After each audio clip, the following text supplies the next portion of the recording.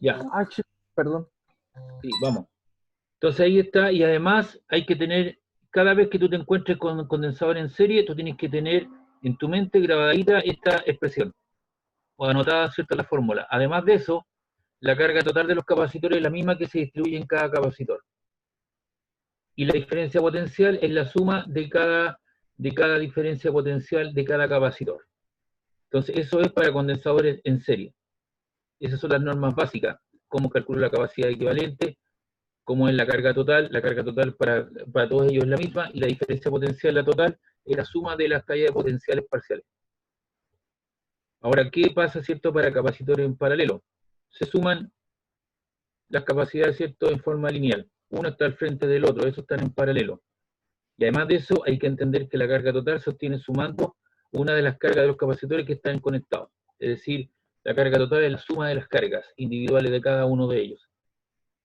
Y como están en paralelo, la diferencia potencial, ¿no es cierto?, es la misma para cada uno de ellos. Entonces, esas son las normas que tú tienes que tener clarito, saberlas para el día de la prueba. ¿Ya? Entonces dice, encuentre la capacitancia equivalente de la combinación de condensadores que se muestra en el siguiente circuito. Aquí yo tengo un punto A, tengo un punto B. ¿Cuántos capacitores tenemos? 1, 2, 3, 4, 5. Todos ellos están en microfaradio. Recuerda que un microfaradio son, lo voy a anotar aquí, lo vamos a poner como dato. Un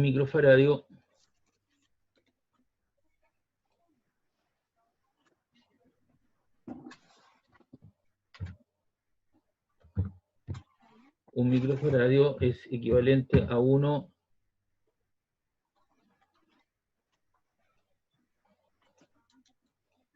por 10 elevado a la menos 6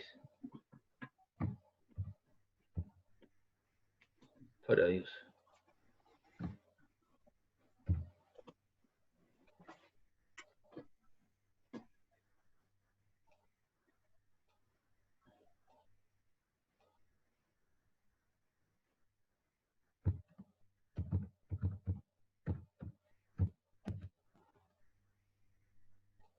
Listo, entonces como dato, un microfaradio son 10 elevado a la menos 6 faradios. Y tenemos 5, y observamos, por ejemplo, cómo lo trabajo esto. Primero comienzo con estos dos que están en serie, el de 7 y el de 6, y saco uno equivalente. Entonces me va a quedar uno equivalente acá, y me van a quedar 1, 2 y 3, el equivalente, el de 2 y el de 10, que están conectados en paralelo. Saco la combinación equivalente a los 3, y luego, ¿cierto?, me va a quedar uno aquí y uno aquí abajo que deberían nuevamente en serie. Y ahí saco la capacitancia total del sistema. Profe, ¿cuál es la fórmula para sacarlo en paralelo? La acabo de mostrar, pues. Ahí está en paralelo la suma de los dos. Entonces, ¿Suma nomás? claro, po. Entonces te queda 7 más 6, son 13 microfaradios. Entonces tú reemplazas los dos por uno de 13. Entonces lo primero que tienes que darte cuenta es cuánto hay. Hay 5 capacitores con diferentes capacidades, y están todos del orden de los microfaradios. Por eso te puse el factor 10 a la menos 6. Entonces dice aquí en la imagen, observamos que hay 5 capacitores o condensadores que están conectados tanto en serie como en paralelo. Para que podamos encontrar la capacitancia equivalente, debemos aprender que los capacitores que están seguidos uno de otro están en serie, tal como lo son los de 7 y los de 6. Por lo tanto, podemos sumar. Entonces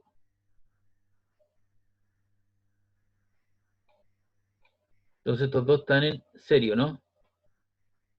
¿Cierto? Los de 7 y los de 6, que dije yo que estaban en paralelo, no, están en serie.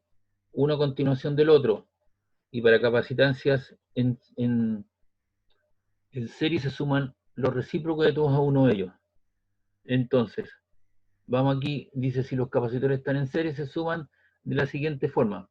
Tú colocas 1 partido por la capacidad equivalente 7,6. Hay gente que lo acostumbra a hacer así. ¿Por qué 7,6? Porque estás haciendo referencia al de 7 y al de 6, po. Y te queda un séptimo más un sexto. La primera posibilidad es que tú con tu calculadora divide 1 partido por 7. 1 dividido en 7 igual 0,14. Y 1 partido por 6 te queda 0,16 periódico o 0,17. Y luego lo suma los dos, po. 0, eso te queda 0,14 más 0,16 y eso te queda 0,3. 0,3 microfaradios. Y eso te queda, es decir, 1 partido por la capacidad. Uno piensa inmediatamente, el primer error que se comete es que la gente piensa que ya está listo. No. Recuerda que es 1 partido por la capacidad equivalente entre las 7,6 igual a 0,3 microfaradios. Entonces lo que tenéis que hacer ahí es pasar, esto está dividiendo, pasa multiplicando y el 0,3 pasa al otro lado, ¿cierto? Dividiendo. Entonces te queda 1 dividido por 0,3. Y eso te queda 3,3 microfaradios. ¿De acuerdo? Entonces, vamos a ver el dibujo. Se trabajaron esos dos. Y aquí se reemplazó por el de 3,3 microfaradios. ¿Te das cuenta? Y ahora, ¿qué es lo que tenemos? Se reemplazó el del 7 y el 6 que estaban en serie, ¿cierto? Por uno que quedó equivalente al de. Y ahora, el de 2 microfaradios, el de 10 microfaradios y el de 3,33 microfaradios, ¿cómo están conectados? ¿Cómo que Paralelo. en paralelo? Paralelo. Entonces, paralelo. Entonces voy a ver la expresión. Eso yo para el día de la prueba la tengo que tener en un formulario porque voy a tener que hacer ejercicios, ¿me entiende? La prueba es tipo test, A, B, C, D. Entonces usted va a tener que encontrar la ecuación, la incógnita que corresponde, y usted va a tener que hacer estos cálculos. Entonces las formulitas las tiene que tener a mano. Entonces si tiene capacitor equivalente, lo suma a los tres, po. Profe, ¿Sí? ¿no va a pedir desarrollo, sí? No, pues solamente usted lo desarrolla en su casa y usted me entrega el resultado final. Ah, ya, vale, profe, bueno. Es tipo test y es el computador que usted le va a resolver la nota. La nota la va a tener, ¿cuánto? En 15 a 20 minutos. Recuerde que esta es una prueba online. La segunda sí que ya es un trabajo, una prueba de tipo grupal. Ahí hay desarrollo y una serie de cosas. Ya. Sí. Ahora, estas tres, ¿cuánto le quedaron? Sí, dime. ¿Dónde es la prueba? Espérate, la prueba esta semana es de colchón académico. Eso lo solicitó los representantes de ustedes porque estuvieron en paro. Entonces esta semana no puede haber prueba. ¿Ya? Entonces lo que voy a hacer yo, voy a hacerles clase con ustedes porque es un curso, les voy a hacer clase el miércoles de la próxima semana y el viernes de la próxima semana como repaso, consulta y duda, y hacemos la prueba el día sábado. Sí, buena, profe, eso podría ser las preguntas. ¿Ah? Que está bueno eso que va a ser de las preguntas. O sea, para las clases de repaso. Claro, pues ahí si hay preguntas, dudas para el viernes y el sábado yo tengo que programar la prueba, les va a aparecer la prueba y usted la responde, vos. ¿Le parece? Bueno. Y la Sí. hacemos el día sábado. Ya, continuemos.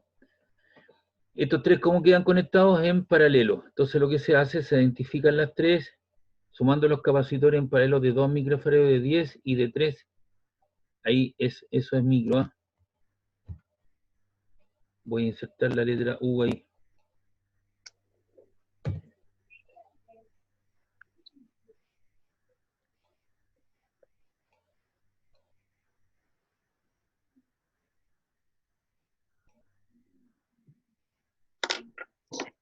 Y ahí están los de 2 microfaradios, los de 10 microfaradios y los de 3,33.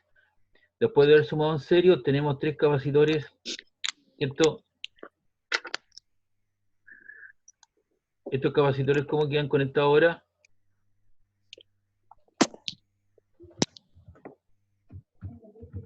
En paralelo. En paralelo. Y para sumar en paralelo, ¿qué se hace? Es muy fácil, simplemente se suman. Pues entonces ahí te están diciendo, mire, toma el capacitor de 2 microfaradios, coma el de 10 y el 3,33. Y ahí tiene usted el de 2, el de 10 y el 3,33, le queda 15,33. Es decir, estos tres capacitores ahora usted lo reemplaza por uno de 15,33 y le queda, ¿cierto?, en serie con ese de de 9 microfarads. ¿Y cómo se conectan esos, cierto? Ahora, ¿cómo se suman los recíprocos de ellos? El de 15,33 más el de 9 microfarads, y estos están conectados en serie. Entonces usted ahora dice 1 partido por la capacidad equivalente de 15,33,9, coloca 1 partido por 15,33 y 1 partido por 9 microfarads. Entonces, ¿eso cuánto le queda? Usted puede decir 1 dividido por 15,33 igual, y eso le queda 0,065 más, ¿cierto? Y eso le queda un noveno. 1 dividido en 9 le queda igual a 0,11. Y usted suma los dos. Es decir, esto no es el resultado final. Recuerde que usted tiene 1 partido por 6, la equivalente, igual a 0, algo, invierte la igualdad y le queda, esto está dividiendo, pasa al otro lado multiplicando, y el que está multiplicando pasa al otro lado dividiendo, y le queda 1 partido por 1 dividido por 0,176, y eso le queda 5,68 microfarads.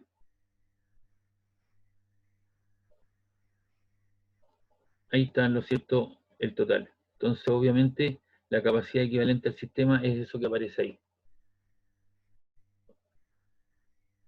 ¿Ya? Ah, porque lo invirtió en la última parte, sí, sí. Claro, lo tiene que invertir usted, no se olvide de eso. Esto incluso lo podíamos borrar porque está de más, porque eso está explicitado acá. Y después los dos se suman. ¿Ya? Aquí faltó colocar el otro dibujo, el otro esquema. Aunque lo podría hacer, pero...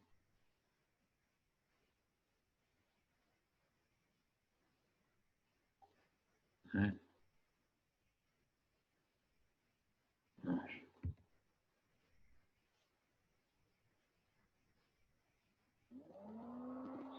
A ver si puedo arreglar esto un poquito. No dio 5,88, 1,68.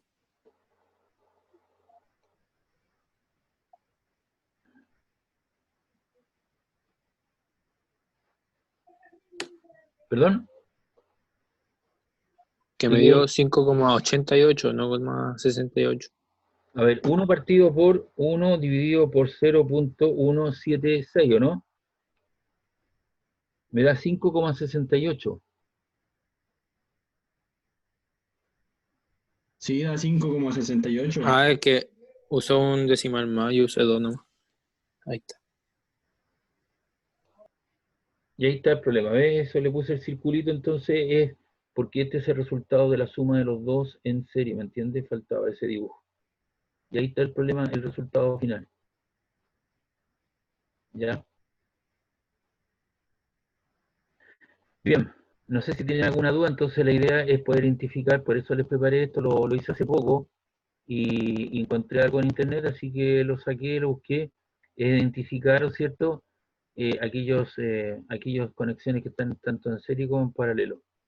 Y les puse ahí el factor. Ahora, si usted quiere esto pasarlo a faradio, el resultado entonces esto es equivalente a, esto sería 5,68 por 10 elevado a la menos 6. Ahí está listo, aquí lo voy a hacer de nuevo. Copiar y lo pego acá.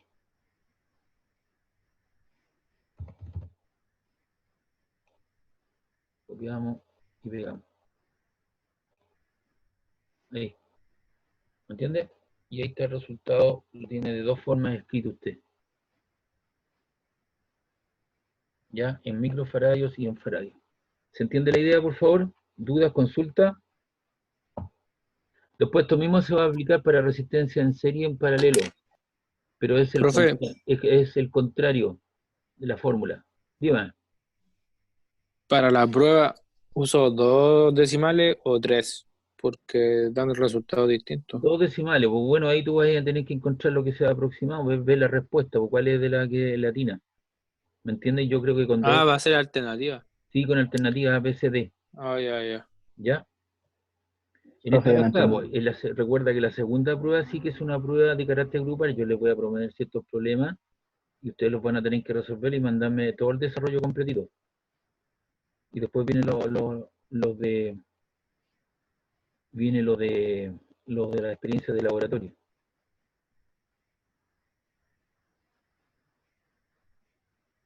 A ver, ¿dónde se me fue eso aquí?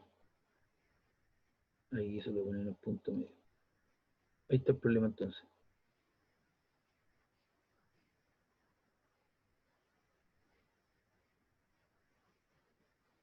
Profe, ¿cómo llegó al 5.68? Divida, po. Uno partido, recuerde que le quedó eso que está ahí, recuerde que es esto. Usted sumó el recíproco de la suma de los recíprocos, ¿no? Entonces usted dividió uno partido por eso y uno noveno le dio eso que está ahí. Pero eso es uno partido por la C equivalente igual a esa cantidad, ¿no? Entonces pues tiene que usted despejar esto que está acá, po. Eso está dividiendo, pasa al otro lado multiplicando, y el 0,176 que está ahí pasa al otro lado dividiendo. Y le quedó uno partido por eso que está ahí. Y eso le da 5,68.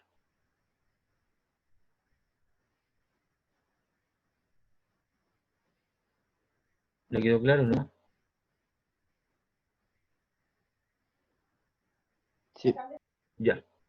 Y acá lo que hice, ¿cierto? Fue colocarlo como el resultado que estaba expresado, pero también llevándolo al factor 10 elevado a la menos 6, porque podría, en vez de aparecerte esto como respuesta, te podría aparecer eso que está ahí. Entonces tú tienes que asociar que una micra son 10 elevado a la menos 6. ¿Me entiendes? Porque usted podría obtener eso que está ahí, pues 5,68, pero la respuesta le aparece 5,68 por 10 elevado a la menos 6. Entonces usted tiene que saber que una micra es 10 elevado a la menos 6. ¿Me entiende? Por eso le coloco lo de las dos formas posibles. Ya. El problema 2 dice que hay tres capacitores de 4, 5 y 8 picofaradios. Ahí. Esos tres condensadores, ¿cómo están conectados? ¿En serie o en paralelo? En serie, En serie, ¿ya? Y la diferencia potencial entre ellos de 45 volts. Está el polo positivo, negativo, polo positivo, negativo, polo positivo, negativo. Y aquí también vamos a colocar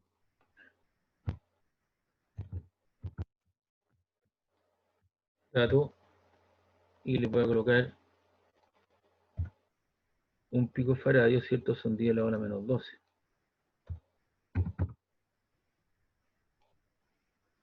Para que se vayan acostumbrando a reconocer todos estos datos, ¿de acuerdo?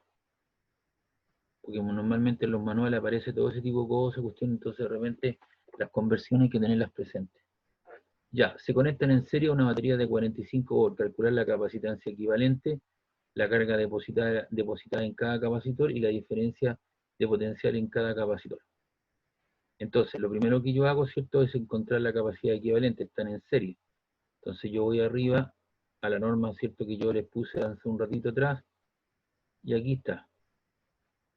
¿Cómo se calculan? La suma de los recíprocos. Además, esto dice que la carga total de los capacitores es la misma que se distribuye en cada capacitor. Y la diferencia potencial es la suma de la diferencia potencial de cada capacitor.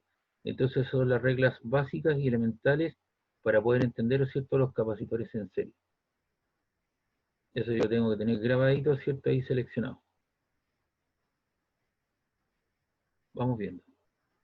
Dice aquí, el problema y el diagrama nos describe, ¿cierto?, a tres capacitores conectados en serie. Para poder encontrar cada inciso vamos a tener que utilizar la forma que hemos visto hasta el momento. Para calcular la capacidad equivalente a la total, tú colocas la suma de los recíprocos. ¿Por qué hay tres? Porque son tres los de ellos.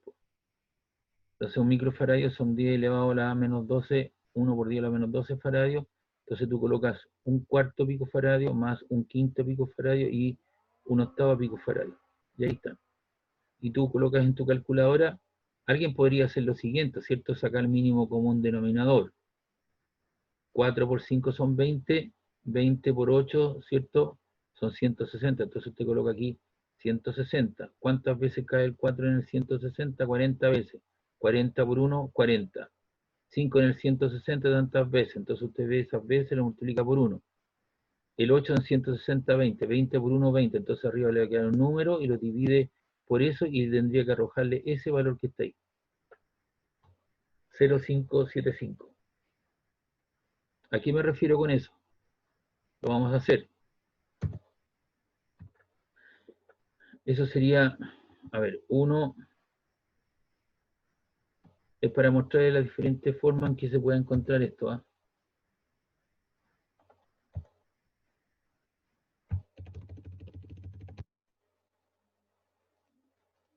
Ya, bueno, ahí 1 partido por la C equivalente.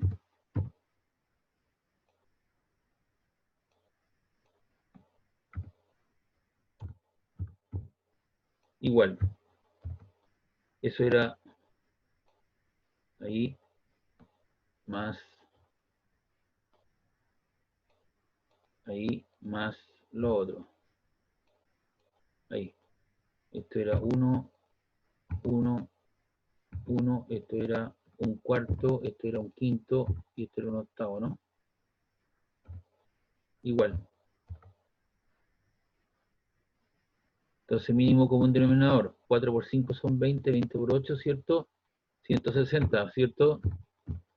¿Cuántas veces cae el 4 en el 160? 40 veces. 40 por 1 queda 40. Más.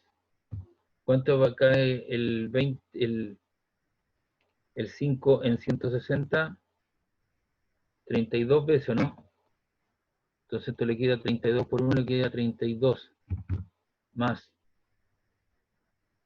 Estoy mostrando, por favor, otra posibilidad de desarrollo que usted pueda tener. Usted decide. 8 en 160, 20. 20 por 1 son 20. Igual. Entonces, ¿qué le va a quedar ahí? Le va a quedar 40 más 32 son 72, más 20 son 92. Y 92 dividido en 160. Ya, entonces le queda aquí, vamos a anotar abajo.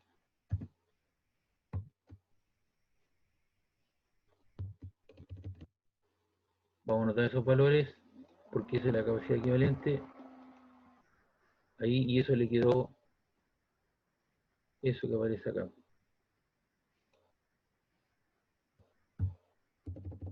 ¿Qué es lo que hace ahí? Multiplica cruzado, ¿no? Entonces le queda la capacidad equivalente.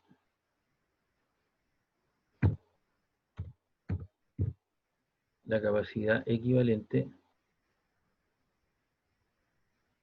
Bajamos esto acá. Igual. Multiplica cruzado y le queda 160 dividido en 92, ¿no?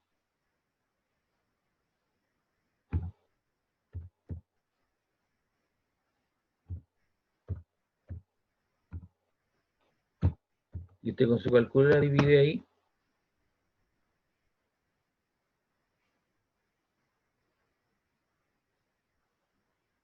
$160 dividido en 92 y eso le da 1,739. ¿Ya? ¿Y cuánto es lo que hay aquí? Usted le había quedado eso que está ahí, invierte la igualdad y le queda 1,74. Y obviamente a nosotros nos faltó colocar ahí la unidad picofaradio.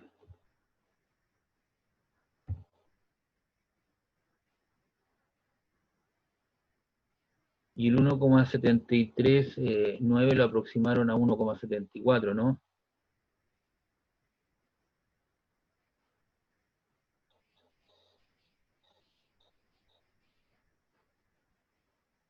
Ahí, eso aproximadamente a 1,74 picofaradio.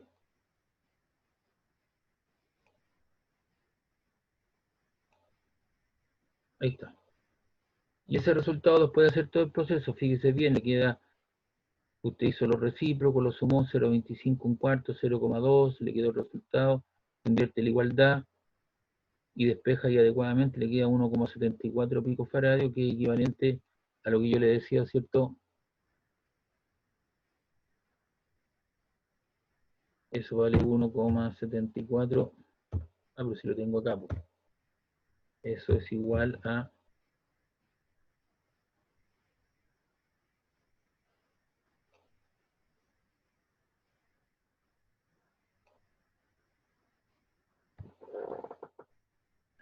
Y ahí está el resultado.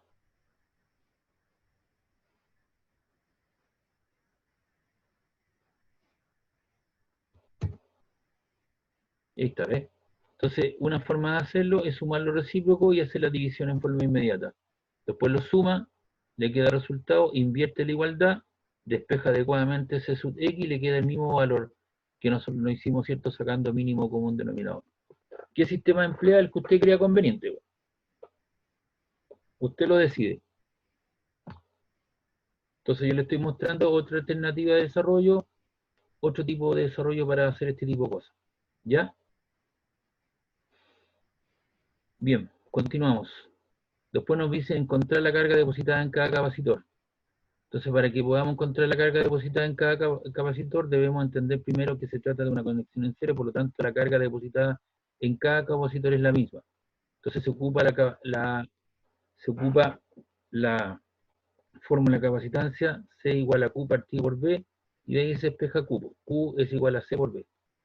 Sustituyendo el valor de la carga equivalente y de la diferencia potencial, esto nos queda. Entonces, la carga depositada en ese gran capacitor que reúne sería la capacidad equivalente que nosotros sacamos, 1,74 picofaradios por 45 volt, porque usted sacó uno resultante y le queda 73,8 por 10 a la menos 12 coulombs. Y cada uno de ellos, esa carga, ¿cierto?, va a ser igual a la carga depositada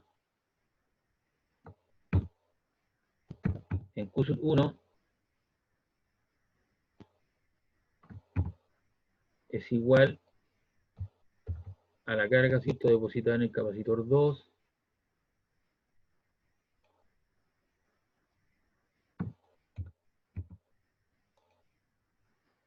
y en el capacitor 3.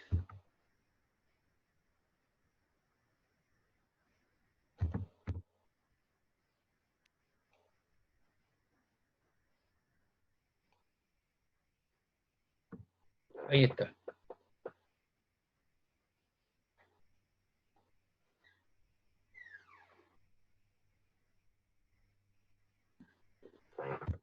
¿De acuerdo? ¿Y por qué razón, no es cierto, la carga acumulada en cada uno de los capacitores es lo mismo? Porque están conectados en serie.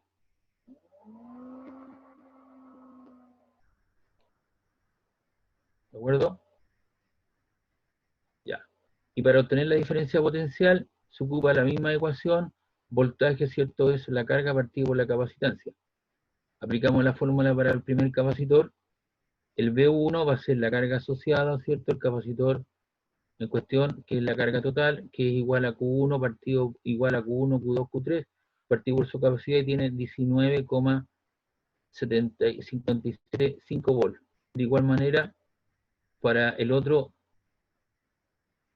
¿cierto?, para el otro voltaje, para el 2 tiene la carga asociada, porque para todos los tres es la misma, fíjense bien, la carga, ¿cierto?, en el 1, en el 2 y en el 3 es la misma para los tres, pero cambian su capacitancia, y usted tiene valores de 19,57 más 15,65 más 9,7875, y eso le da aproximadamente, obtiene usted una diferencia potencial, en este caso 9,8, se hace la aproximación a 7, y si usted suma las capacidades individuales le da los 45 volts.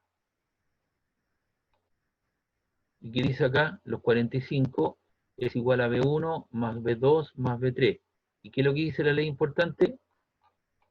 Me voy arriba para ratificar. Que dice aquí, la diferencia potencial total, los 45 volts, es igual a la suma, ¿cierto?, de cada diferencia potencial en cada capacitor.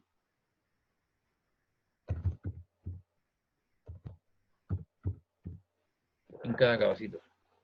¿Se entiende la idea o no? Jóvenes, ¿se entiende o no? ¿Están por ahí? Sí, profe. Ya. Ve, entonces de esa manera se trabaja vos. Pero usted tiene que tener clarita esas normas.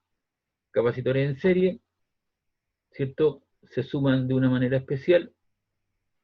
La suma de los recíprocos, la carga asociada a cada uno de ellos es la misma, y la diferencia potencial total a los extremos es la suma de los potenciales total. B1 más B2 más B3 te da el potencial total de 45 volts. Y eso lo tiene que hacer sangre suya, pues ahí tiene que determinarlo. Aquí tenemos otro problema. A ver cuántos son, creo que son los tres que le puse a cabo. Ya. ¿Cuántos capacitores tenemos? 1, 2, 3 capacitores que están a una diferencia potencial de 130 volts. De acuerdo a la conexión mostrada en el diagrama, calcular la capacitancia equivalente. B, la diferencia potencial de cada capacitor y la carga depositada en cada capacitor. D, la carga total almacenada por los capacitores. ¿Cómo están conectados entonces estos capacitores? En paralelo. En paralelo. ¿Y qué se hace para sumarlo en paralelo? Miren, fíjense bien. De una. Les voy a mostrar. ¿Cómo? ¿De una? Sí, pues sumarlos de una. Ya, de a una, ya, de a una. La capacidad equivalente, ¿cierto? Sería 1 más 2 más 3. Vamos a ver.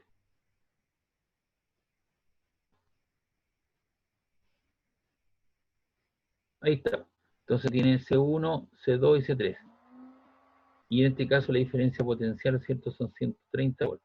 Entonces la capacidad equivalente usted lo suma, 4 más 5 más 8, le queda 17 picofaradios, que eso es equivalente a 17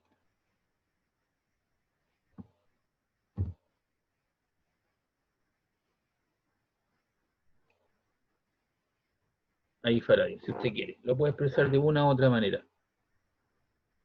Dice, para obtener la diferencia potencial de cada capacitor, al ser una conexión en paralelo, la diferencia potencial de cada capacitor es la misma de la fuente. Vamos a mirar la ley que nos indica.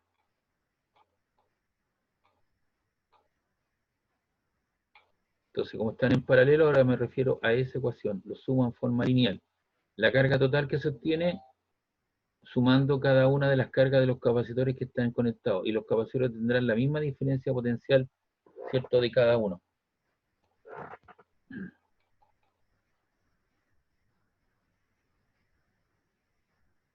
Ahí estamos. Entonces, ese puntito va acá y ese puntito va acá, va aquí y va acá. Por lo tanto, y ese negativo va aquí y se distribuye ahí y acá. Por lo tanto, la diferencia potencial de aquí, 130 volts, es la misma que está acá en los extremos de este otro capacitor. 130, 130 y 130.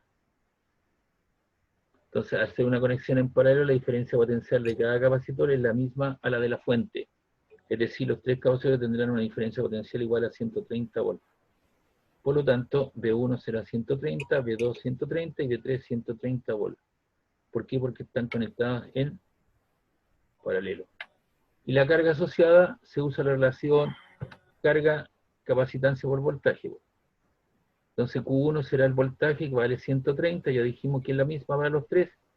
130 para el 2 también 130 y para el 3 también 130. Lo que cambia son las capacitancias. Multiplicas por 4 por 10 a la menos 12 farados, te da 520 por 10 a la menos 12 coulomb.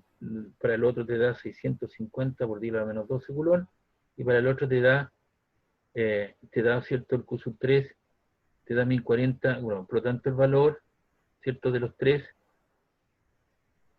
sería 130 por 8 te da, así que hay que obtener el valor, ¿cierto? Que obtenemos un valor de ¿cuánto? La carga total es la suma, ¿o no?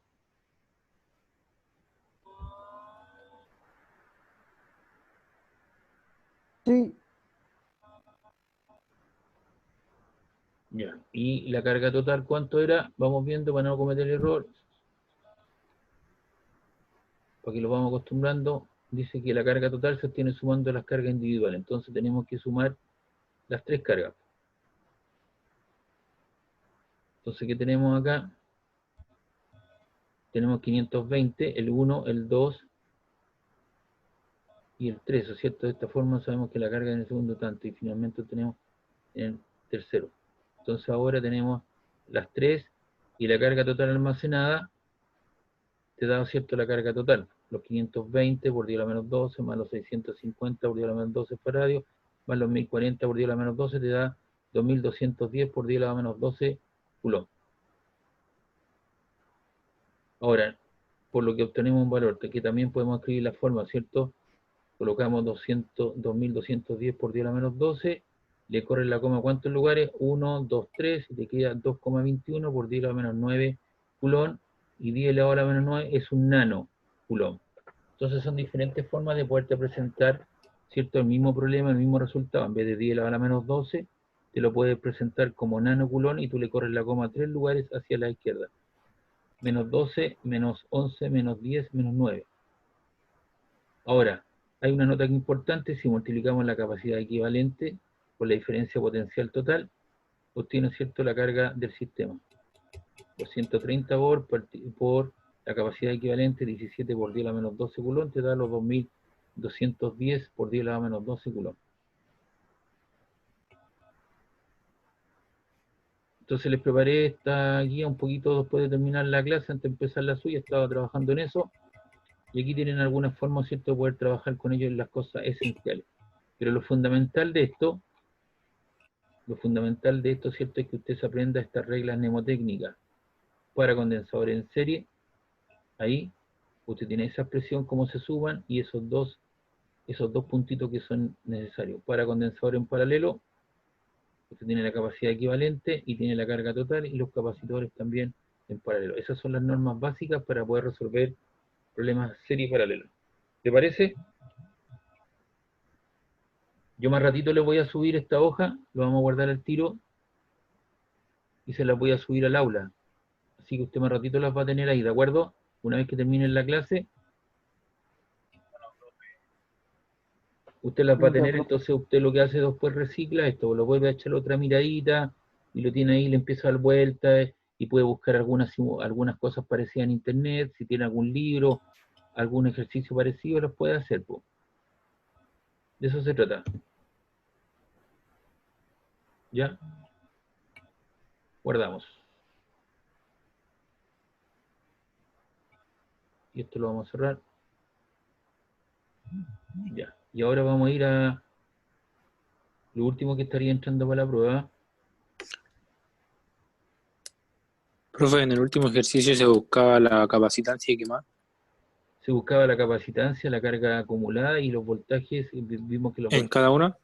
los voltajes es el mismo, en cada uno para en paralelo. Entonces multiplicas la capacitancia, ¿cierto? Sería, perdón, la carga asociada sería el valor del voltaje, que es 130 para cada uno, y las cargas asociadas, ¿cierto? Sí. Las obtienes de acuerdo a lo que establecimos ahí, que hacen los cálculos. ¿De acuerdo? Ya. Ya. Vamos a ir a...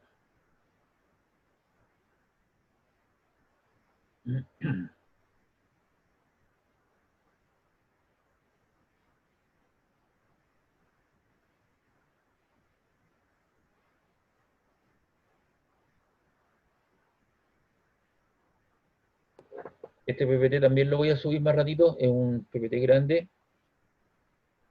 que tiene que ver, ¿cierto?, con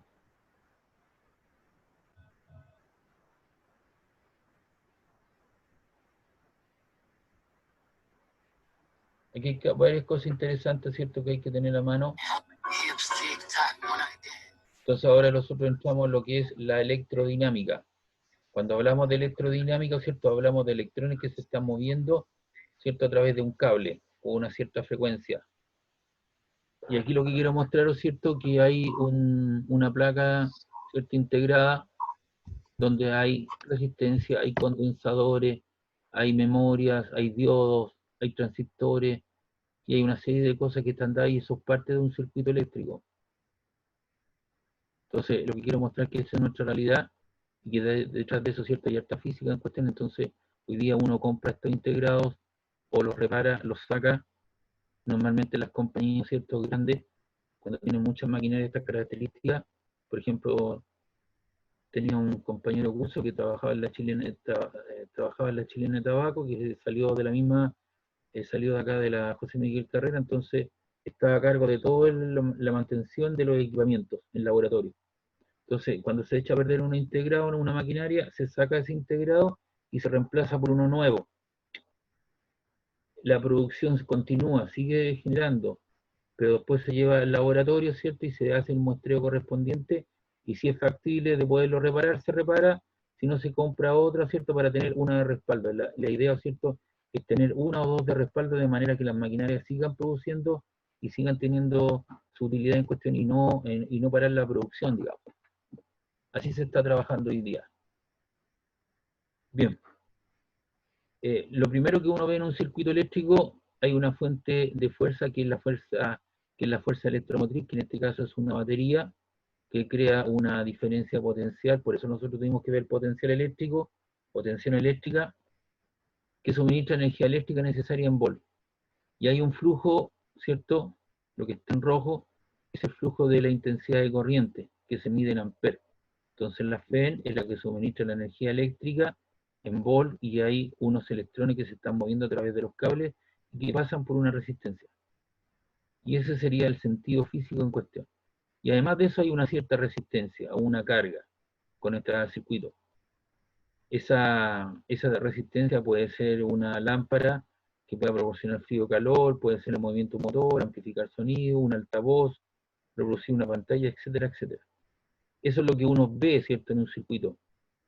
Ve una pila generando una diferencia potencial y genera cierto movimiento de electrones desde los negativos hacia los positivos. Y eso te da un sentido físico de la corriente. Y acá tengo, si yo lo llevo a un plano, veo un polo positivo, que es la patita más grande, y un polo negativo, que es la patita más chica. Y hay una diferencia potencial, un polo positivo y negativo. Están los cables y ahí está la resistencia eléctrica. Esta resistencia eléctrica hay un código de colores que se leen de alguna manera, están en los laboratorios, están en la empresa, ¿ya? Y eso es una resistencia que consume la energía, ¿cierto?, que te suministra la fuente de fuerza electromotriz. Y el sentido de la corriente, el sentido físico. ¿Qué componentes adicionales hay en un circuito? Normalmente tiene que haber un interruptor, ¿cierto? Porque no puede estar esto en forma eterna, estar circulando. Hay algo que lo consume la energía, y tiene que haber una parte débil, ¿cierto? Que es un circuito, que es un fusible, que es la parte, el talón de Aquiles del circuito eléctrico, para evitar, ¿cierto?, las sobrecargas. Entonces se corta este hilito delgado del fusible y yo lo cambio, y me está protegiendo todo el sistema, de manera, ¿cierto?, de no generar, ¿cierto?, corrientes más altas, una sobrecarga, etcétera, etcétera. Entonces, hoy día hay una serie de fusibles, están estos, los tipo tapita, los de soquete. Estos son para los grandes colores, los que están dentro de un microondas, uno no eléctrico, ¿cierto? Y estos que están en el automóvil, que están en varios lugares, los diferentes tipos de fusibles. Y estos son fusibles, ¿cierto?, de alta y baja, que pueden subir y bajar. Entonces se corta la luz, uno mueve la palanca y vuelve a funcionar el sistema. Entonces esos son los fusibles, que es la parte débil. Hay un interruptor, hay una cosa que consume la energía, que emite el motor eléctrico, ¿cierto? O el motor, ¿cierto? La diferencia potencial, la fuerza electromotriz que la consume.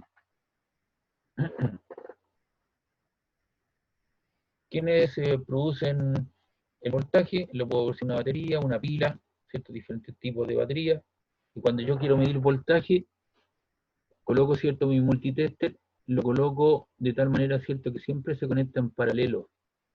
¿Se da cuenta? Estoy haciendo la medición del voltaje, la diferencia potencial, para yo registrar, ¿cierto?, el voltaje en cuestión. En cambio, si yo quiero medir la corriente, tengo que abrir el circuito de manera que el flujo de energía entre por este costado, ¿cierto?, haga el registro correspondiente, salga y continúe. Entonces yo lo conecto en serie. En cambio, el voltaje, ¿cierto?, el amperímetro, perdón, el voltímetro se tiene que conectar en paralelo. Y por eso uno usa un multitester, ¿ya? Porque tiene múltiples usos. Entonces, los voltímetros se conectan en paralelo. Cuando yo tengo el multitester y lo quiero medir en ampere o miliampere, ¿cierto?, lo conecto en serie. Y la resistencia interna de un amperímetro, ¿cierto?, es muy pequeña, de manera, ¿cierto?, que el aparato como tal no ponga una resistencia al flujo de la corriente y pueda registrarse la corriente como tal. En cambio, la resistencia interna, cuando yo lo estoy usando como voltímetro, la resistencia interna es muy grande, de manera, ¿cierto?, que todo el flujo de la corriente, ¿cierto?, que trate de entrar al voltímetro no lo haga. Hay un porcentaje de corriente muy baja que entra aquí, pero la mayoría, ¿cierto?, la corriente pasa por los bornes, ¿cierto?, de la pila en cuestión. Entonces, cuando tú usas un multitester, si lo quiere usar como miliamperímetro o amperímetro, lo tiene que contar en serie.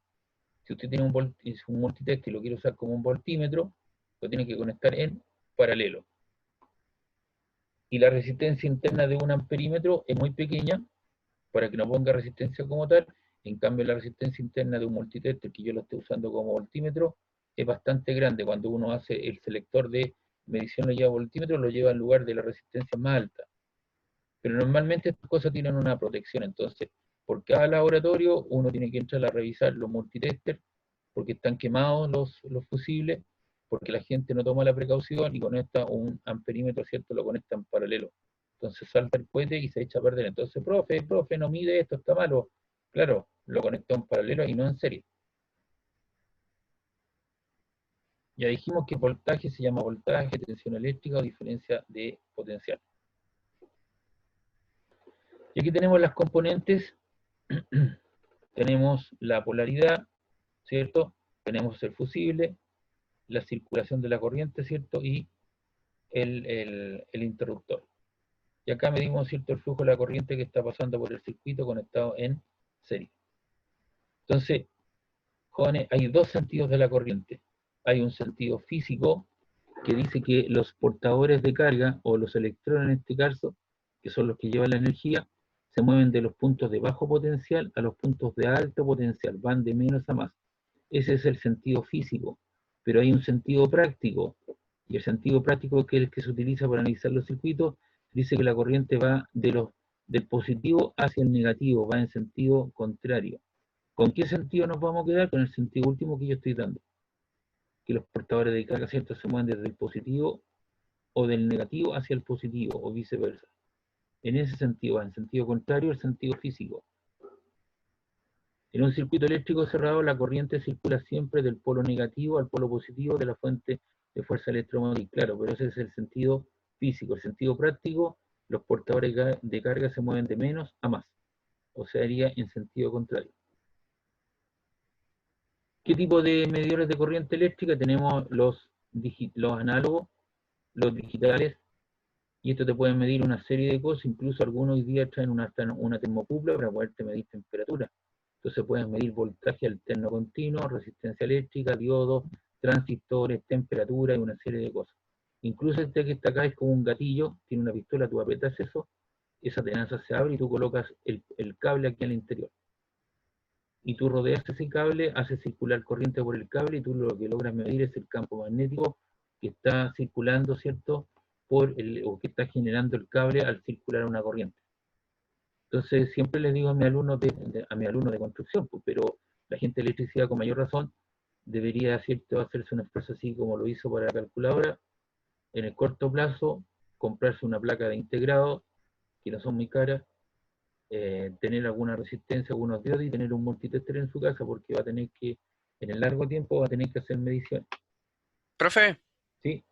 ¿lo voy a interrumpir un poquito? Por supuesto. ¿Cómo se llama? Cuando subió las clases, de todas las clases hubo un problema, que se veían solo las últimas 2 clases que hizo. El resto arrojaba error. Mira, yo volví a subir todos los videos y lo hice todo público.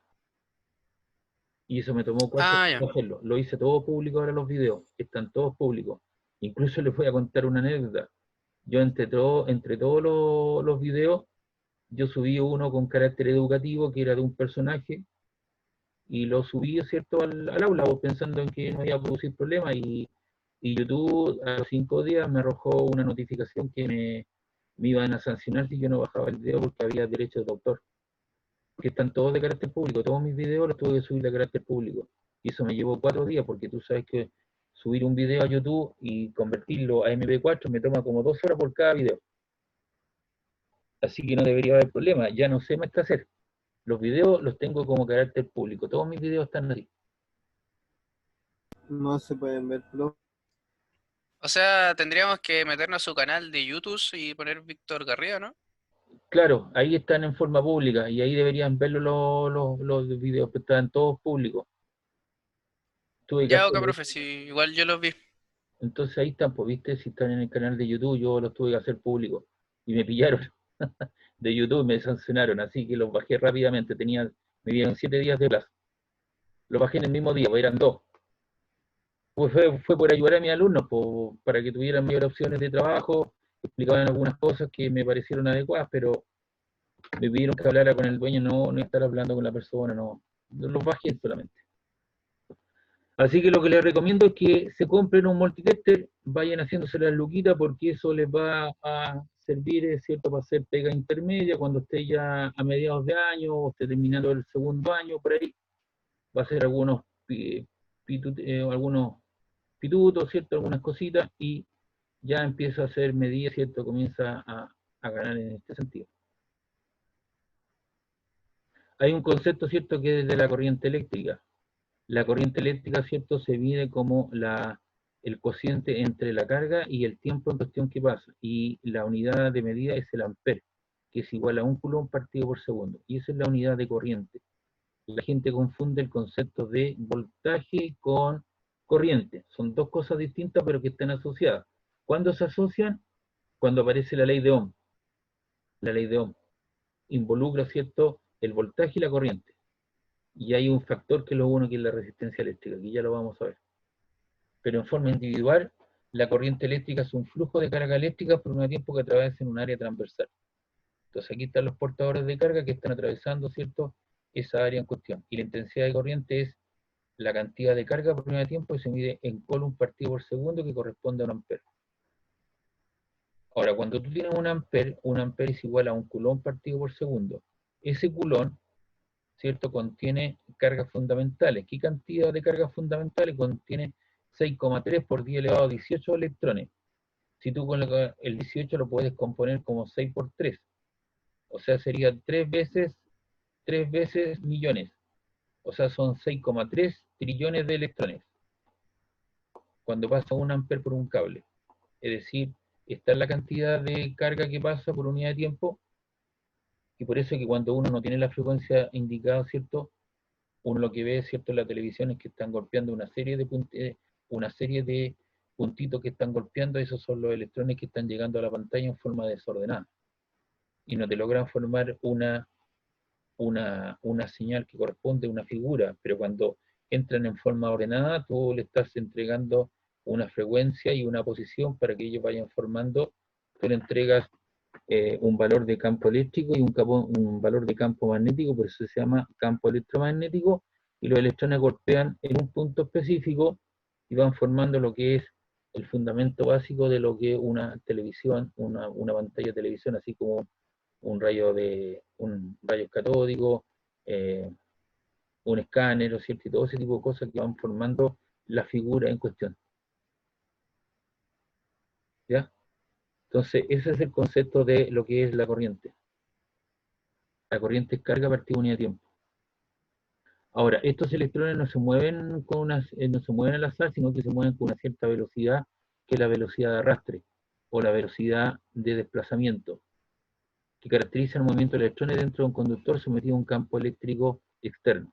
Entonces, lo que tengo acá es una porción, tengo un área por unidad de longitud. Entonces tengo un volumen, la cantidad de cargas por unidad de volumen, que se mueven con una cierta velocidad al atravesar una cierta área.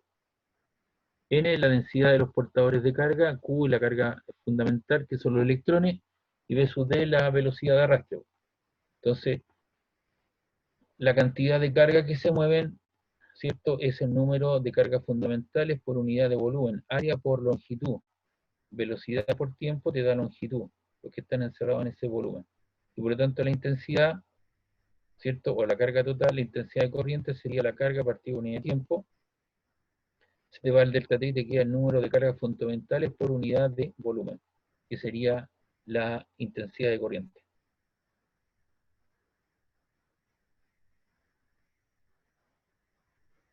Y aquí aparece el concepto de la densidad de corriente. El concepto de la densidad de corriente, que es un vector, es la intensidad de corriente partida por unidad de área, que es el número de cargas fundamentales de electrones por la velocidad de arrastre. Ahora nosotros vamos a ver, ¿cierto?, simplemente problemas que tengan, en cuyo radio, ¿cierto?, sea constante y que la velocidad de arrastre no varía. Ya, si nos queremos complicar la idea, ¿cierto?, la intensidad de corriente sería esa integral j.da, pero por ahora no vamos a pasar eso que está ahí, porque usted no tiene la matemática adecuada para poder analizar eso que está ahí, y simplemente nuestra intensidad de corriente se mantiene constante en toda el área. ¿Ya? Así que ahí tenemos entonces la densidad de corriente, que es la densidad de corriente, que es la intensidad de corriente partida por unidad de área.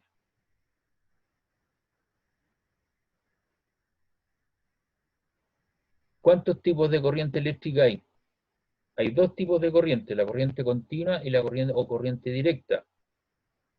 ¿Quiénes suministran o quiénes proporcionan corriente continua? Esta corriente mantiene siempre fija su polaridad, como en el caso de las pilas, las baterías, los dínamos, los motores eléctricos, los generadores. Siempre mantiene cierto un voltaje más o menos parejo.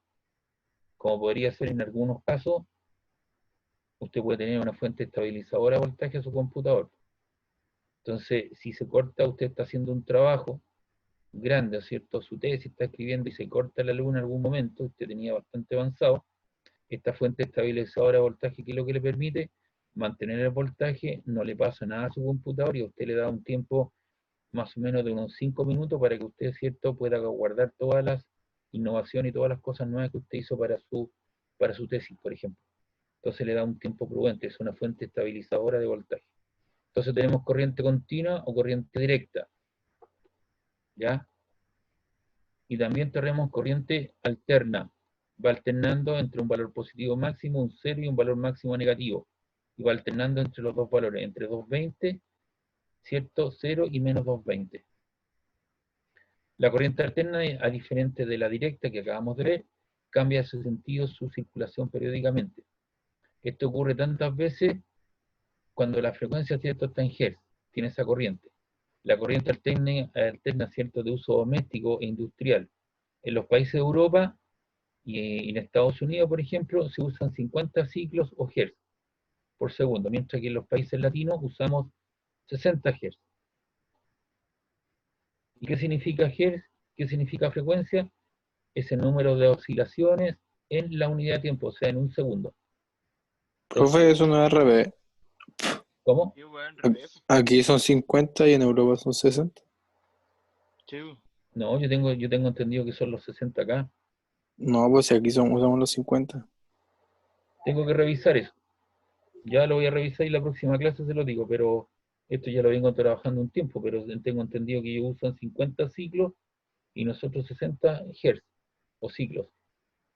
Pero lo voy a revisar la próxima clase, ¿ya? Lo voy a buscar, profe. Ya, busquémoslo. Y eso significa, si no hacemos la corrección, si eso lo puedo arreglar aquí mismo. Entonces eso significa que los electrones se mueven 50 veces en un segundo o 60 veces en un segundo. No hay problema, ¿cierto?, con el ciclaje. Lo que sí hay problema es con el voltaje.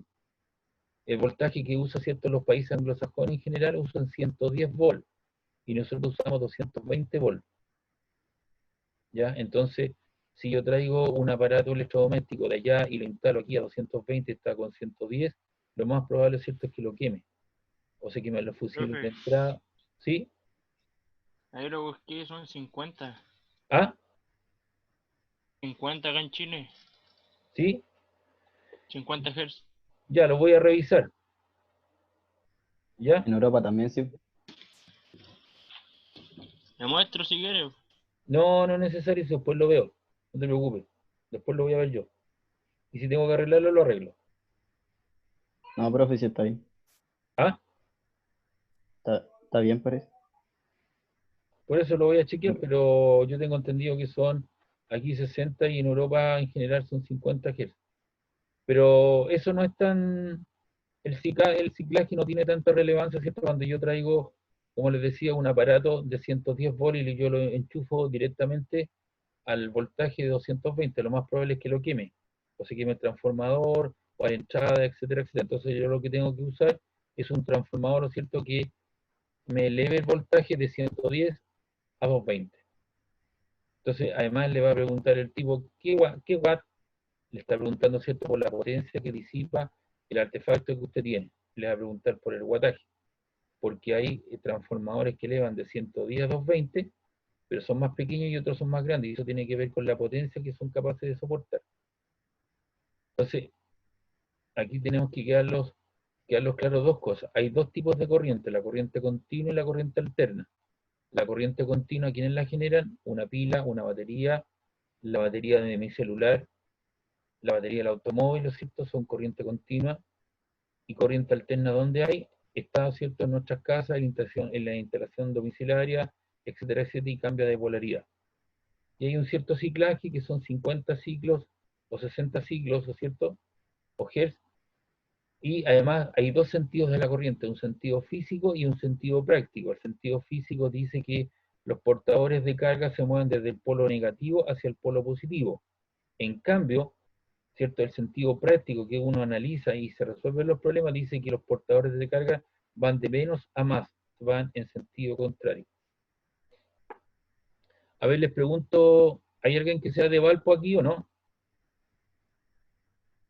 ¿Hay alguien de Valpo? Yo, Ya, presente. ya. A los de Valpo les voy a preguntar lo siguiente. Todavía existen los troles, ¿verdad? Yo soy de Valpo también. Así que no me pueden Sí, decir. pues, sí, todavía existe, mítico. Ya, existe, ¿no es cierto? ¿Qué tipo de corriente usan? ¿Alterna o continua?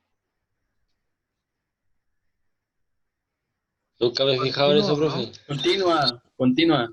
Ellos usan Continua. corriente continua, por eso tienen un sistema de tendido eléctrico especial. Antiguamente, los que son de Valpo, los que, ¿cierto? Donde está ahora Ripley, está la calle Aldunate de atrás. Ahí tenían, ¿no es cierto?, una planta transformadora de voltaje alterno a voltaje continuo, que tenían unos diodos enormes, unos tubos grandotes. Yo no sé si eso estará todavía ahí, porque ahora... ¿Atrás de Ripley? Ah, detrás de Ripley, la calle Aldunate. Ahí había Está una... el... Pero depende que cerca del ascensor que está por ahí o atrás, atrásito de No, pues Ripley. hay una calle que se llama Aldunate, que está detrás de Sí, Ripley. sí, Sí, ahí estaba sí. la compañía Ahí que está. ahí rectificaba la señal. Mediante unos Parece que ya no puentes, está, profe. parece que no está porque se la llevaron ahí, parece a la calle donde están los troles ahora en Valparaíso. No sé si deben estar ahí. Entonces ahí estaba yo me acuerdo que alguna vez la fui a ver, eran unas plantas, una planta enorme que tenían un puente rectificador de señal, unos tubos enormes, y ahí rectificaban la señal. La compañía de Trole Valparaíso compraba la electricidad, ¿cierto?, que era alterna, y la transformaba a corriente continua. Y ellos lo que utilizan, ¿no es cierto?, por su tendido eléctrico, es corriente continua. Por eso que ellos andan, alguna vez me colgué también en Valparaíso de la parte trasera de los troles, ¿cierto? Cuando se sale un suspensor, una de esos tirantes, ellos tienen la diferencia potencial y es corriente continua. Por eso ellos pueden andar por ciertos sectores. Tienen un sistema especial de tendido. Ellos usan corriente continua, la rectifican. Entonces hay puentes de rectificadores de señal. Aquí tienen una señal positiva, esta es negativa, señal positiva, negativa. Entonces hay puentes rectificadores o fuentes estabilizadoras de voltaje, o los rectificadores esto que hacen es levantar esta media señal arriba. Levantan esta señal, entonces te queda una señal, ¿cierto?, que en rigor es casi continua. Y eso es lo que hace un transformador. Un transformador, ¿cierto?, para conectar nuestro celular, ¿cierto?, o algunas cosas, te rectifican media señal. Entonces aparece una línea segmentada y una línea continua. Eso significa que te rectifican media señal, entonces tú lo colocas a la corriente alterna y tú enchufas el artefacto electrodoméstico que necesita corriente continua, entonces te rectifican, tiene un puente rectificador de señal, media señal, y por eso cuando tú tocas el transformador está calientito, si está mucho tiempo en cuestión. Entonces, esas cosas tienen que ir entendiendo, ¿cierto? Porque se les va dando alguna potencialidad, los tipos de corriente hay, corriente continua, corriente alterna, el sentido físico y el sentido práctico, tiene que ver con el ciclaje, que lo voy a revisar, ¿cierto? Las fuentes estabilizadoras de voltaje, el concepto de corriente que se mide en amperes, el voltaje que se mide en volts, ¿ya? Etcétera, etcétera. Y también aparece un nuevo concepto que es el de la resistencia eléctrica. Entonces, la resistencia eléctrica R, entonces ya conocemos la V, que es el voltaje en volt, conocemos la corriente que se mide en amperes y la resistencia eléctrica R. ¿Qué es lo que hace la resistencia? Presenta una cierta oposición al paso de los electrones. Entonces cualquier dispositivo que consume, si está conectado a un circuito, va a presentar una resistencia o obstáculo para la circulación de la corriente. Entonces aquí tenemos una foto A y una foto B. Esto es lo ideal. Un buen cable conductor de la electricidad. Los electrones entran ordenaditos. En cambio, nuestra realidad es que tenemos malos conductores de la electricidad. O sea, tiene una alta resistencia eléctrica. Por ejemplo, el tungsteno. el nicrón. El tungsteno, ¿dónde está? En el filamento de la ampolleta clásica. El nicrón, esa ampolletita, ¿cierto? Entonces, el número de choques por unidad de volumen, ¿cierto? Aumenta rápidamente. Entonces, ¿qué es lo que sucede? Sucede que el conductor se calienta y se coloca de color rojo. Entonces, uno utiliza esa transformación de energía eléctrica en energía de tipo calórica, donde, por ejemplo, en una estufa eléctrica. En una estufa eléctrica tiene un tubo de cuarzo, ¿cierto? Cuando se rompe, al interior hay un cable, ¿o no? Ese cable de tungsteno o de nicrón, que tiene una alta resistividad específica. Y como está aislado, le hago pasar le establezco una diferencia potencial, hago pasar una corriente eléctrica, opone un gran paso a una gran resistencia al paso de los electrones, y por lo tanto cambia de coloración y me convierte energía eléctrica en energía de tipo térmica, energía de tipo calórica. Y lo utilizo, ¿cierto?, para poder calentar una pieza. ¿Ya? El escandazor también, ¿cierto?, tiene un alambre por el interior, ¿cierto?, que tiene una gran resistencia eléctrica, como está aislado, calienta la colcha, calienta el colchón, una serie de cosas. Las planchas eléctricas también, ¿no es cierto?, tienen una resistencia eléctrica, hay un tubo de aluminio y por el interior va un cable. Y ese cablecito, ¿cierto?, de nicrón o de tungsteno, que tiene una alta resistencia eléctrica. Y esto que está acá, los científicos lo que tratan de buscar, ¿cierto?, es la superconductividad. Entonces, las aleaciones, ¿cierto?, los compuestos, hacen que los electrones, ¿cierto?, disminuyan el número de choques por unidad de tiempo, por unidad de volumen, y que entren en forma ordenadita. Es decir, toda la energía que yo le entrego es la que pasa a través del conductor y hace que esta cosa, ¿cierto?, sea superconductor de la electricidad. Afortunadamente, en todas las muestras de elementos superconductores, ¿cierto?, hay incorporado, ¿cierto?, cobre en las muestras que hay. De hecho, a los dos personas que obtuvieron el premio Nobel por la superconductividad, ¿cierto?, en las muestras de tierras, o cierta combinación de cosas, tenían en su compuesto cobre. Ahora, ¿cuál es el problema? El problema es que hay algunos, usted mira, profe, pero hay algunos elementos que se conviertan como elementos superconductor, sí, pero el problema está en que yo tengo que inyectarle energía porque se comportan como elemento superconductor a temperaturas bajo el cero. Entonces, por un lado, estoy produciendo energía eléctrica, ¿cierto? Y por otro lado, yo le estoy inyectando energía para que se comporte como un superconductor, ¿cierto?, expresado en la letra A. ¿Dónde va a estar todo dígame, Bernardo Gaona Gutiérrez?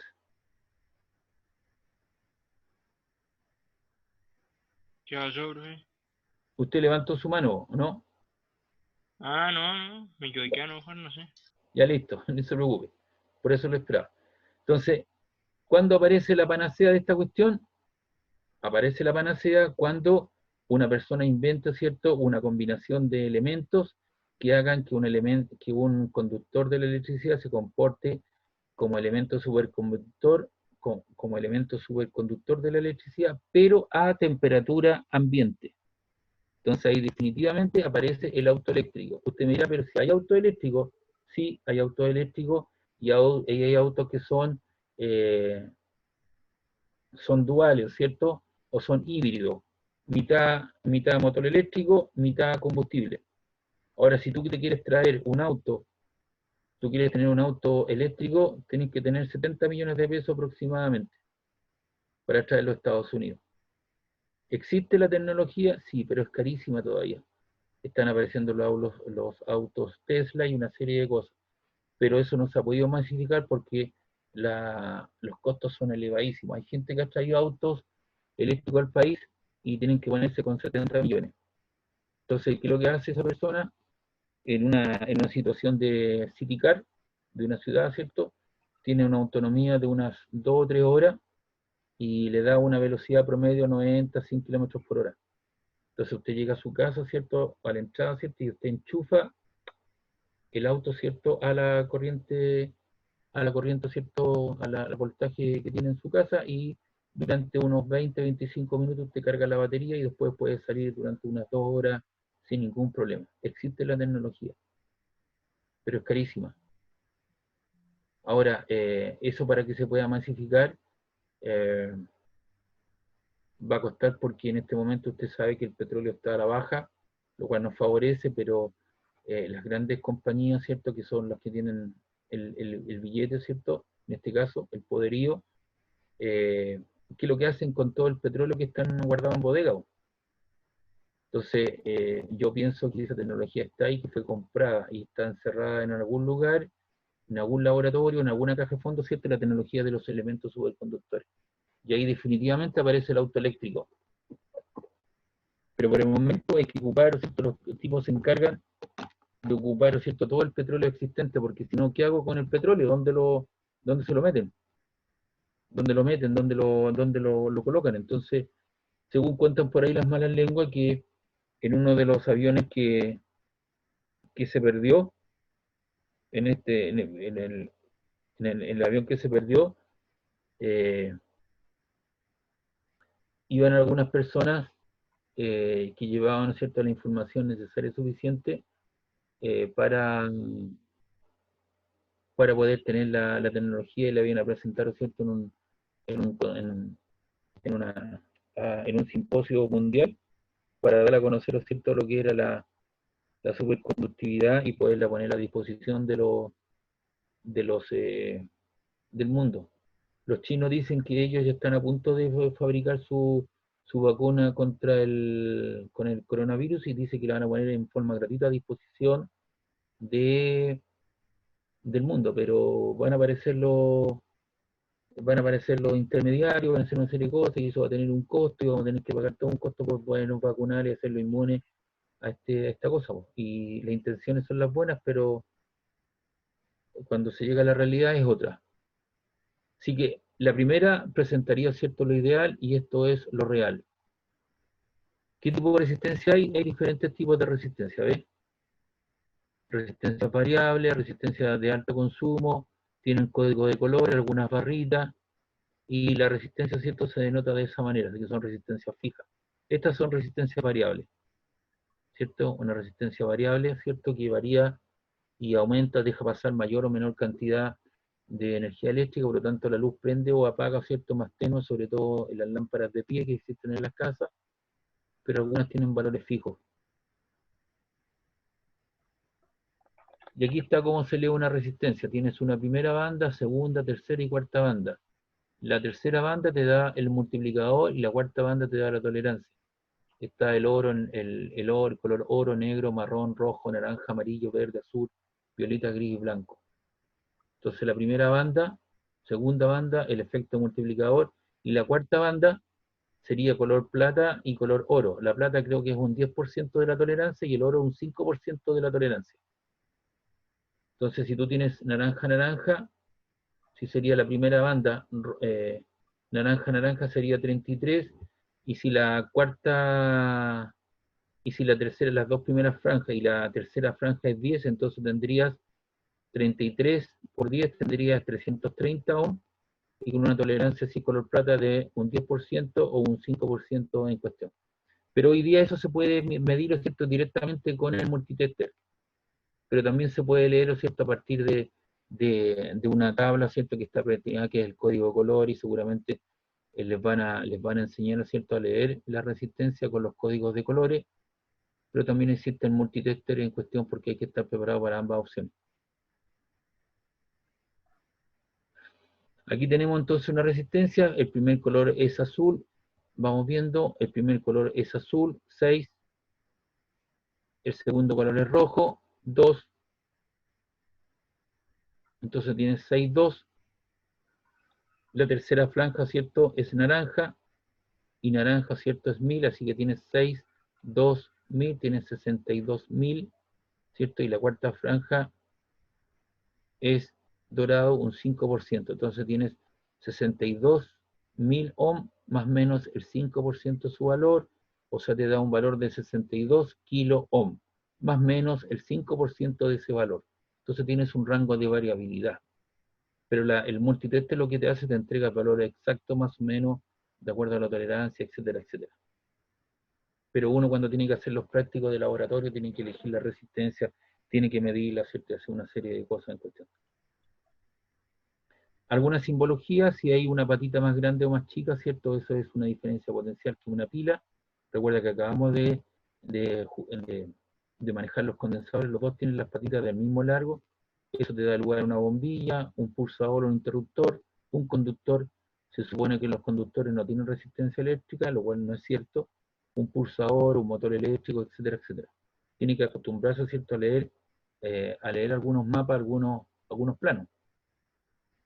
Y aquí está la resistencia eléctrica a un material. La resistencia eléctrica a un material depende de algunos factores. ¿Cuáles son los factores? La resistencia específica, Rho.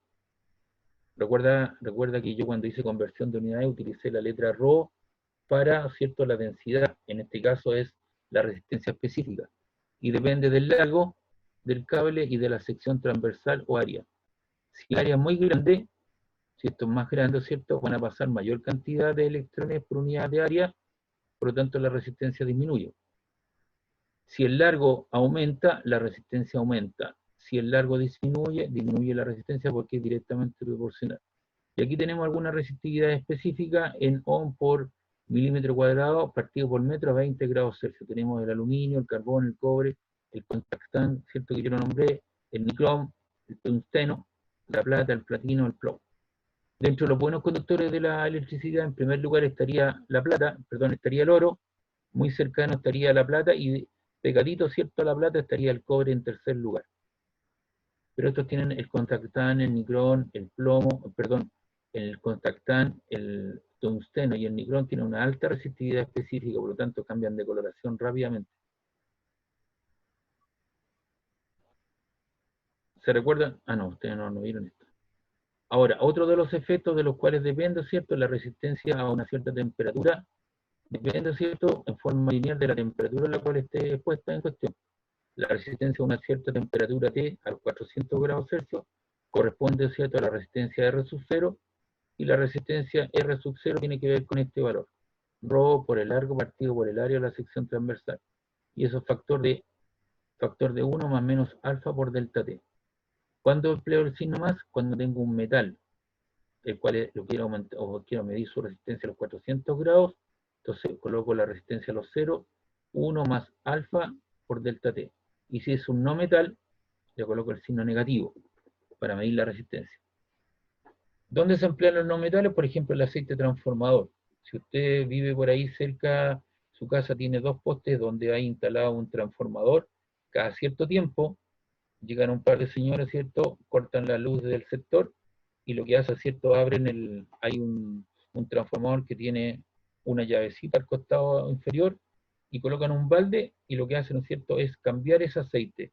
Ese aceite tiene una alta resistividad específica. Es un aceite de construcción israelita, y lo que permite, ¿cierto?, actúa como un refrigerante. Evita, ¿cierto?, que los transformadores se fundan, porque ahí están llegando a 380 volts y se convierten a 220 volts alternos, y de ahí llega a mi casa. Entonces está en forma constante funcionando todos los días, y eso se puede recalentar. Entonces quien atenúa la temperatura de ese transformador es ese aceite. Lo mismo sucede con un automóvil. Tú cambias el filtro, cambias el aceite para 5.000 o 10.000 kilómetros, y a los 5.000 o 10.000 kilómetros, antes de eso tú tienes que cambiar el aceite porque empieza a darte una alarma, y ya las propiedades químicas y físicas de ese aceite ya se perdieron, entonces hay que cambiar nuevamente el aceite, lo cual hacen los tipos de los transformadores. Aquí están los valores de alfa, que es el coeficiente, ese coeficiente en cuestión, y tengo diferentes valores, y se utiliza normalmente 0,004, el valor, o 4 por 10 a la menos 3 grados Celsius a la menos 1. Es lo que se utiliza, pero si uno es más específico, tendría que buscar el valor, ¿cierto?, de ese alfa. Pero normalmente los físicos trabajamos con un valor 4 por 10 a la menos 3. En el caso suyo, que usted va a tener que trabajar con transformadores, con elementos que tienen una alta resistividad específica y cosas de ese estilo, tiene que ir a buscar, ¿cierto?, el valor que corresponde para encontrar la resistencia a una cierta temperatura. Y aquí está el concepto de la resistencia, ¿cierto? La resistencia es L partido por sigma A, y el sigma, ¿cierto?, tiene que ver con la conductividad, que es la inversa de la resistividad.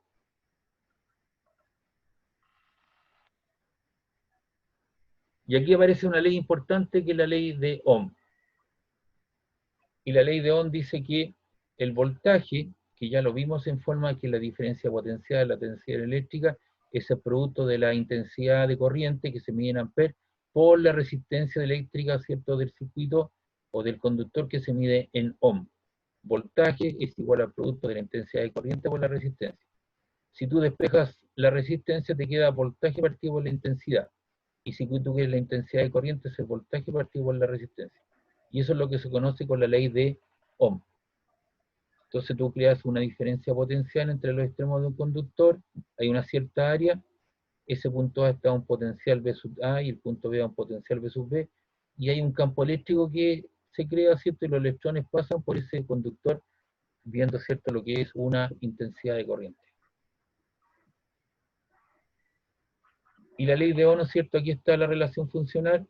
Si tú vas midiendo la intensidad de corriente y los voltajes, vas encontrando una relación de tipo lineal, y la pendiente, que sería la variación del voltaje partido por la variación de la intensidad de corriente, te da la pendiente que corresponde a la resistencia eléctrica. La famosa ley de Ohm. Y los materiales que siguen esta ley se llaman materiales óhmicos, es decir, siguen el comportamiento de la ley de Ohm. Voltaje es igual a I por R. En cambio, hay algunos materiales que no son óhmicos, que no siguen esa ley y tienen otro tipo de comportamiento, un comportamiento no lineal. ¿Quiénes lo tienen ese comportamiento no lineal? Los líquidos en general, los gases, pero los elementos conductores sólidos tienen un comportamiento cierto al cual yo le puedo aplicar la ley de Ohm. Voltaje es igual a I por R.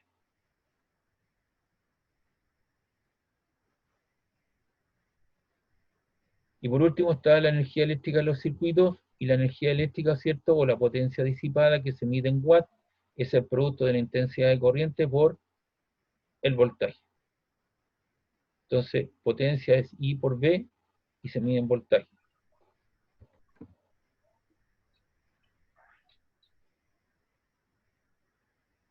Entonces, voy a mostrar aquí las otras ecuaciones que le dan. La potencia es igual a I por V.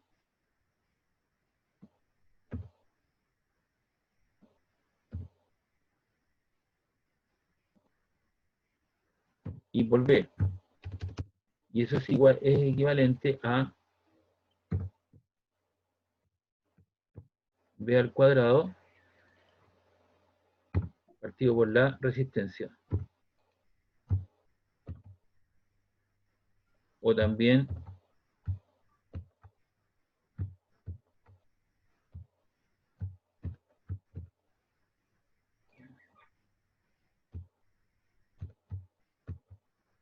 y eso es igual a I al cuadrado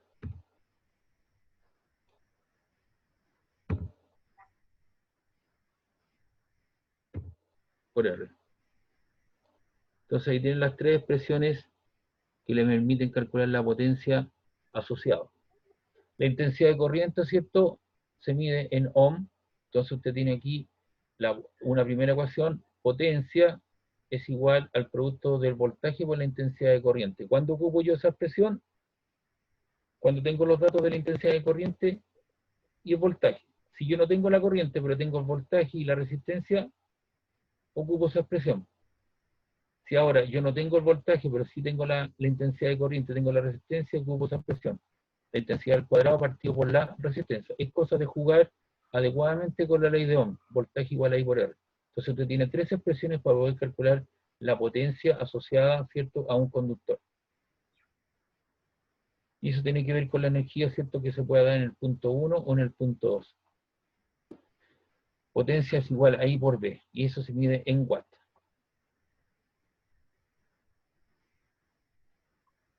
Entonces aquí tenemos la fuente de fuerza electromotriz en las baterías. Ahí está la FEM, ¿cierto?, que se le pronuncia con una letra E, más o menos. Y fíjate bien, aquí ya se está empleando el sentido de la corriente. ¿Te das cuenta? Tengo el punto A, ¿cierto? C, D, B, A. Entonces yo recorro el circuito por completo y paso a través de la resistencia. Y esa es la fuerza, la FEM, la fuerza electromotriz. Usted tiene una resistencia. ¿Qué es lo que produce una resistencia en términos mecánicos? Usted es la persona que está en el interior de la pila, la que crea la diferencia potencial, toma las canicas Las bolitas las coloco aquí, y el trabajo, ¿cierto? O el traslado de estas bolitas no es gratis, sino que va chocando con las clavijas. El número de choques por unidad de volumen, por unidad de tiempo, y llega acá.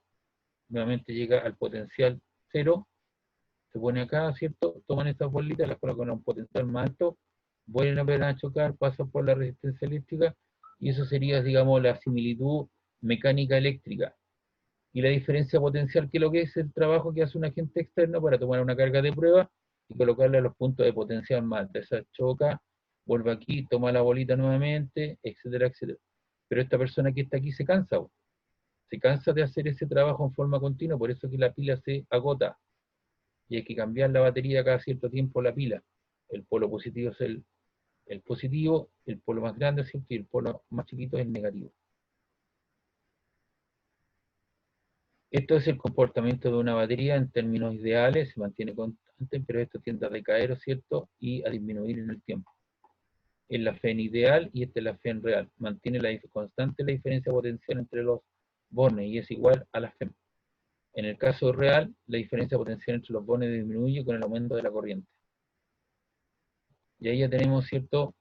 Una FEM positiva negativa, una cierta resistencia pequeña que es la resistencia interna. Algunos autores la resolución de ejercicios sí la consideran, otros no la consideran, y una resistencia externa, R mayúscula. Y para ir terminando, tenemos los circuitos eléctricos. ¿Cómo están conectadas esas resistencias? Serie. En serie, una a continuación de la otra. Tengo el punto A, el punto B y el punto C. Y la corriente que entra por aquí es la misma que pasa por acá y la misma que sale por acá. Entonces están conectadas en serie. Y para resistencia en serie, ¿qué es lo que pasa? Como es la suma, para encontrar la equivalente, sumo la resistencia en forma lineal, que es el contrario de los capacitores. Ojo con eso. Y para darle un sentido más técnico al asunto, digo que si yo quiero sumar la resistencia, es la sumatoria de las R sub I de igual 1 hasta N. Si hay 4, entonces el subíndice va corriendo desde 1 hasta 4. Si todas las resistencias son iguales a un valor R sub 0, entonces yo coloco la resistencia equivalente, coloco N R sub 0. Si todas tienen el mismo valor, entonces cuento y 1, 2, 3, 4, entonces sería 4 veces el valor de una de ellas. Y la intensidad de corriente es la misma. Lo que pasa por este punto del A, por la resistencia R1, por B, por el R2, por C, es la misma. Y la diferencia de potencial equivalente, la diferencia potencial en el punto AC va a ser igual a la diferencia potencial B sub AB más B sub BC. Es decir, el voltaje total es la suma de los voltajes parciales. Eso lo tengo que tener clarito, ¿cierto? Para resistencias en serie, que es lo que vamos a trabajar la próxima clase, que es el contrario de los condensadores. Ojo con eso. Y estas están conectadas en paralelo, una a continuación del otro. Ahí tengo un punto A y un punto B. A esos puntos se le llaman nodos o nudos. Entra una corriente, la corriente es sabia y tiene dos caminos. Entonces aquí se subdividen I sub 1 e I sub 2. Entonces llega aquí I sub 1 a ese punto al punto B, llega aquí I sub 2 y va al punto B, y la suma de ambas te da nuevamente la corriente que sale. Si las dos resistencias son iguales, la corriente sabia se van, vamos a suponer, si son 100 amperes, se van 50 amperes por acá y 50 amperes por acá. La suma de 50 más 50 te da los 100. Estos son como los captores que ponen una cierta resistencia al agua. Entonces, si aquí estos captores trabajaron más y colocaron una gran defensa y aquí permite, ¿cierto?, pasar sin ningún problema o gran parte de ella, entonces si valen 100, por aquí se irán 80 y por acá se irán 20, de manera que 80 más 20 te dan los 100 amperes. ¿Y por qué se fue mayor cantidad por aquí y por acá? Porque esta tiene una mayor resistencia al paso de los electrones que esta otra, entonces depende de los valores de la resistencia. Eso se llaman nodos o nudos. ¿Y qué sucede? Cuando yo los tengo en paralelo, la resistencia sumo los recíprocos de ellas. Si valen 4, entonces pongo 1 partido por R sub 4, desde igual 1 hasta 4, y la sumo. Si todas ellas tienen el mismo valor R sub 0, divido una de ellas por 4, y tengo la resistencia equivalente. El voltaje es el mismo, porque este punto que está acá, es igual, o sea, a ese punto que está ahí tiene una cierta diferencia potencial, que es lo mismo que me vaya por abajo. Están en paralelo. O si quiere, ese punto que está ahí, y ese punto que está acá, y ese punto que está aquí, igual al punto que está acá. Entonces, obviamente, los voltajes, ¿cierto? Es la suma, perdón, los voltajes son los mismos, y la intensidad de corriente, la total, la corriente de 100, se dividió en 50 y en 50. O si estos eran 100 y por aquí se fueron 70 y por aquí 30, la suma sigue siendo 100. Y usted puede tener aquí circuitos serie paralelos. A ver, les pregunto, R1 y R2, ¿cómo están conectadas? Paralelo. Paralelo. Paralelo. Entonces tú la identificas, aplicas la ecuación que corresponde, paralelo, sumas 1 partido por R1 más 1 partido por R2, las sumas, ya le expliqué que tiene dos formas, 1 partido por eso en su calculadora más 1 partido por eso, la suma y después despeja la R equivalente, o saca mínimo común denominador, ¿verdad? Ahí.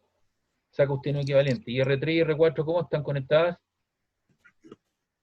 En paralelo también. En Paralelo. paralelo. Entonces te queda una equivalente acá y otra equivalente acá. ¿Y esas dos cómo quedan conectadas? En serie. En serie. Entonces pues suma esa más la otra. La R equivalente 1 más la R equivalente 2. R1 y R3, ¿cómo están conectadas? Serie. En serie. Tú sacas la equivalente ahí y la reemplazas por una sola acá. Y R2 con R4, ¿cómo están conectadas? Serie. En serie. Entonces tú la reemplazas acá y después ¿cómo te quedan conectadas las dos? En paralelo. En paralelo y sacas la resistencia equivalente. R1 y R2, ¿cómo están conectadas? En serie. En serie. Sacas la equivalente y te queda conectada con la R3. ¿Cómo quedan conectadas? En paralelo. Y después sacas la otra equivalente, entonces te queda aquí una, la equivalente a esas tres, y la reemplazas, o cierto, las sumas con esta. ¿Y cómo quedan conectadas? En Serie. serie. Y de esa manera se trabaja en la resistencia. Y usted tiene la expresión, ya le dije ya, esto usted lo tiene que hacer carne, ¿cierto?, para su formulario. Para resistencia en serie, usted tiene que anotar esas cositas y aprendérselas de memoria. Igual cosa para resistencia en paralelo. Se cumple toda esa normativa de identificar, ¿cierto?, así como lo hicimos con los condensadores. Y aquí aparecen las leyes de Kirchhoff. Yo no sé si tienen que ver las leyes de Kirchhoff o no. Sí, las vimos. No, pero con el profesor Marchán la habrán visto en el otro paralelo, ¿no? Sí, pues. ¿Las vio él? Le voy a preguntar. Kirchhoff voltaje, Kirchhoff Ya. Entonces aquí corriente. las leyes Pero de con el Kirchhoff. profe de redes. ¿Ah? Con el ¿Perdón? profe de redes vimos estas leyes. Ya. Pero ahora para los nuevos tienen que verlo en el circuito. Yo tengo que ver si se ven las leyes de Kirchhoff o no. No Pero sé. las leyes de Kirchhoff te permiten, ¿no es cierto?, encontrar las corrientes y los voltajes, que lo que es un nudo es la intersección de dos o tres más conductores. Ahí está. Tengo la corriente I1, la corriente I2 y la corriente I3. Entonces, la suma de lo que entra es igual a lo que sale, ¿no? I1, ¿cierto? Menos I2, porque esta sale y esta sale. Tengo I1 menos I2 más I3 te da igual a 0. O si usted quiere I2, despeja usted I2, le queda igual a la suma de I1 más I3. Y eso igual a 0. Es decir, la suma de las corrientes que entran o que salen en un circuito debe ser igual a 0. Esa es la ley de las corrientes. De igual forma, las mallas, recorrerla por circuito, por completo, cuando yo recorro, ¿cierto?, la suma de los voltajes debe ser igual a 0. Y cuando yo recorro una resistencia en el sentido de la corriente, tengo una caída potencial menos I por R. Y cuando yo recorro una resistencia, si lo hago en sentido contrario, tengo menos E, y si lo recorro en sentido contrario, tengo más E. Y eso se analiza en un circuito como las leyes de Kirchhoff. Y aquí está el concepto de circuito abierto, ¿cierto? Cuando está cerrado, cuando está haciendo cortocircuito, la diferencia potencial ahí vale 0, etcétera, etcétera. Y ahí va a depender, ¿cierto? Mientras esté abierto ese interruptor, no hay circulación de la corriente. Si yo lo cierro, me queda una diferencia potencial y después de un cierto tiempo, la diferencia potencial es igual al voltaje que me da la fe. Y aquí están los conceptos de la potencia, ¿eh? Ley de Joule, P igual a I cuadrado R, o B cuadrado R, B cuadrado partido por R, o B por I. Aquí hay harta información, ¿o no? Así que yo creo que de la próxima clase ya comenzamos a trabajar esta estas partes del circuito, para ir haciendo circuitos serie paralelos, para encontrar la resistencia de los factores que dependen, aplicar la ley de Ohm, la ley de las potencias, analizar un circuito eléctrico. ¿De acuerdo? ¿Chiquillos? Sí.